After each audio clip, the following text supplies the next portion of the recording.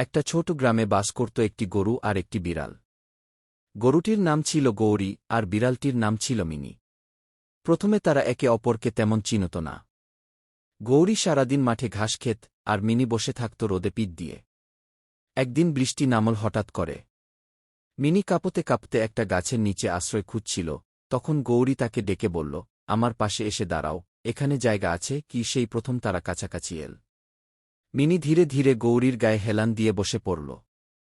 গৌরীর উষ্ণ শরীর আর শান্ত ব্যবহার মিনি খুব ভালো লাগল। এরপর থেকে তারা একসাথে সময় কাটাতে লাগল। গৌরী মাঠে গেলে মিনি তার পাশে পাশে হাঁটত। সন্ধ্যায় গৌরী যখন গোয়ালঘরে ফিরত, মিনি তার পায়ের কাছে গড়িয়ে থাকত। গ্রামের সবাই মুগ্ধ হয়ে বলত, এই যে এক অদ্ভুত ভালোবাসা। গরু আর বিড়ালের এই ভালোবাসা ছিল নির্ভরতা, বন্ধুত্ব আর নিঃস্বার্থ ভালোবাসার এক অনন্য উদাহরণ।